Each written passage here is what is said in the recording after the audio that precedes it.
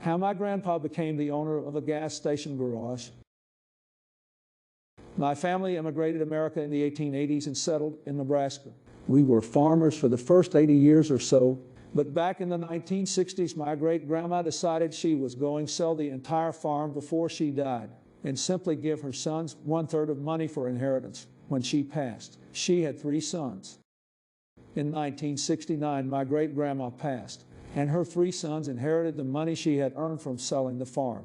My grandpa decided he would basically let that money sit until after he retired from the military. In 1971, he deployed to Vietnam for his second and final deployment. At the end of his deployment, he returned to Nebraska and retired after 22 years in the service. Now he had an old Chevy truck at the time and was in the process of building a concrete business with the money he had gotten from his inheritance. Well, during this time, his truck engine blew up. My grandpa was busy at the time, and he didn't want to fool with the truck cause he was busy. So he bought himself the engine he wanted to replace it with, which was an upgrade. He went down to the only garage in town and asked them if they'd be willing to put the engine in the truck. They agreed on a price and told him to come back in a week or so. A week later, my grandpa comes back and picks up the truck. He admits he felt like a fool for not double-checking the work, but assumed since this was the son of his friend, that the son would do right by him. This was a small town. Well, my grandpa opens up the concrete business, and he's busy. And it comes time for his first oil change. This is about 4 months after he got the truck back. He's doing the oil change, and he notices that the engine he bought isn't the engine in his truck. It's a smaller engine. This obviously pisses him off to high heaven, as my grandma liked to say. So he storms on down to the garage and talks to shop. Earl was the owner. Earl comes out and denies any wrongdoing. He says he did as he was told, and it shouldn't have taken him 4 months to bring the issue up. My grandpa tells Earl he needs to do what's right. Earl refuses. It's important to note, this is a small town. Written contracts and so forth really isn't a thing. Your worth is your word. My grandpa tells Earl he's going to get him for this. Earl laughs and tells him to leave his shop. My grandpa goes down to the county and requests the record for who owns that gas station. Turns out it's an old family friend named Harold. My grandpa stops by Harold's house and starts inquiring about the business deal Harold has with Earl. Harold says, well, Earl rents the gas station garage from him. My grandpa asks Harold how is everything going, and Harold confides that Earl hasn't paid his rent in 2 months. My grandpa asks, do you have a written lease with Earl? To which Harold goes, nah, I sure don't. My grandpa then asks, what if I bought the gas station garage from you? Harold isn't completely on board with the idea, but my grandpa makes a strong point. Earl isn't paying his rent. Harold doesn't seem like he has much interest in being a landlord anymore, and my grandpa has the cash to buy the place outright. Harold, sensing something is up, asks my grandpa, did Earl do something to you? You seem awfully interested in this garage, and you busy with that concrete business of yours. And my grandpa fills Harold in on the story. My grandpa also mentions that he has a son, my father, who needs something to do, and he'd be happy to buy the whole building from Harold for a fair price, and what happens after that is his business. Also, it's important to note, when Harold decided to rent this business to Earl, in the deal went all the equipment and tools that Harold had acquired over the years, so those belonged to the building. Harold and my grandpa came to a number that they both agreed on. A few days later, my grandpa paid Harold in cash, in full for the business. The paperwork is done, and my grandpa is now the proud owner of a gas station and mechanic's shop. Now my grandpa senses that Earl ain't going to be too pleased when my grandpa fires Earl. So for extra good measure, my grandpa calls up the local sheriff, who's a high school friend, and asks the sheriff to come with him to break the news to Earl.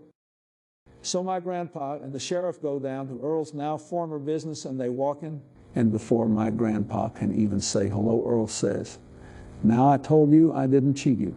My grandpa smiles and says, I'm not here about my truck, I'm here to fire you. All with a look of confusion on his face asks, you can't fire me, I own this business. My grandpa shows him the title and says, I'm now the owner of this building, to which Earl fires back, but I got a deal with Harold. And the sheriff speaks up, you do have a lease. Well, no, Earl says. To which the sheriff smiles and says, in that case, you're going to need to take your stuff and leave. Bullis, fuming, pissed, grabs his toolbox and storms out. My grandpa ended up hiring the mechanic that would occasionally work on his trucks at his concrete business. He had my aunt and grandma run the gas station full time, and my dad would work there after school. We owned that garage for 25 years before my grandpa sold it to someone else.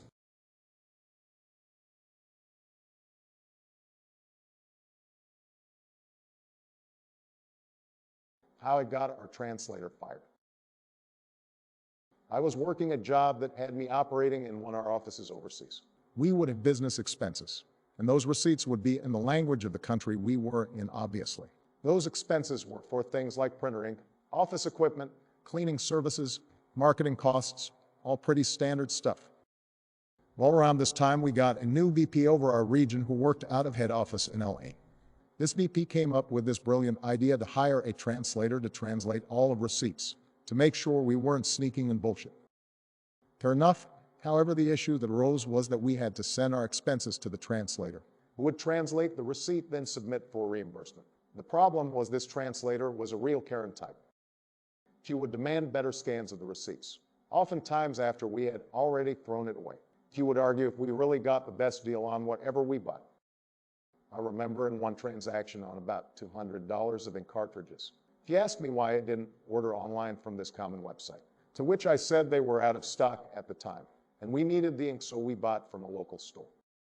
To which she said I was spending too much money. To which I said it's none of your concern. Your job is to translate the receipt. To which she said if I want her to submit my expenses, I need to be nice to her. To which I said she needs to learn her place. She's a translator, not a VP that gets to instruct me what to do. After this encounter, she started being extra anal with my expenses. So one day I came in the office early to call her and try and work things out. She basically told me that I screwed up by pissing her off, and she expected my expense reports to be perfect or she wouldn't submit them unless they were. I told her if she keeps this up, she won't have a job much longer. She laughed and wished me well and hung up. A few months later, we had our annual meeting in LA, and after the meeting, we were at a bar, and I walked up to our VP and started up a conversation. I steered the conversation to expenses, and I asked him how much in monthly expenses did he typically reimburse us for in the country we worked out of. He said about $3,000 to $4,000. I acted surprised and asked, is that all? He goes, yeah. To clarify that $3,000 to $4,000 is the typical spend, and he says, yeah, it rarely gets above $4,000. So I ask him about how Karen, our translator, is doing. He says she's doing a good job, and I nod my head, and I go, how much fraudulent expenses has she caught? It's important to note, every employee that was submitting expenses was well paid. They'd be awfully stupid trying to skim some extra dollars by fraudulent expense reports. He goes, what do you mean? I said, well, you hired her to ensure all the expenses you were reimbursing us for our legitimate right. Her job is to translate them for you, correct? He says it is, and I ask, so is it safe to presume you've done that to ensure people aren't submitting BS expenses? He says, you could say that. I smile and ask, so how much in fraudulent expenses has she caught? He thinks for a moment and goes, I don't think she has caught any. So I ask, and how much do we pay her? He says it depends on her workload, but between $2,500 to $3,000 a month. I smile and ask, does it make sense to pay someone $3,000 a month to translate $3,000 in receipts? Well, she ensures we aren't getting fraudulent expenses. And I counter, well, you said she hasn't counted any in the last 9 months. And the expenses are always between $3,000 to $4,000. So as long as the expenses stay in that range, wouldn't it be safe to assume that the expenses are legitimate? And couldn't you bring on a translator on a contract basis if they get out of hand? He sees my point. And imagine the cost savings. We would probably save over $40,000 a year. That's a good chunk of change, isn't it? The VP tries to defend his position, but she does a good job, and I counter. But you could frame this as you've saved us $40,000 a year and created a baseline to judge expenses by. Cutting costs is always good for the bottom line and the end of the year bonuses, isn't it? FYI, I knew that a major percent of a VP comp package with the company had to do with the company's margin at the end of the year. The bigger the margin, the bigger the bonus. You can see the twinkle in his eye. We carry on the rest of the night. A few weeks later, we get an email from the VP saying that we are to submit to all our expenses directly to the admin for reimbursement and that we have let go of Karen. FYI, Karen wasn't her real name, obviously. TLDR, not my translator fired for being difficult by getting the VP to see she was a waste of money.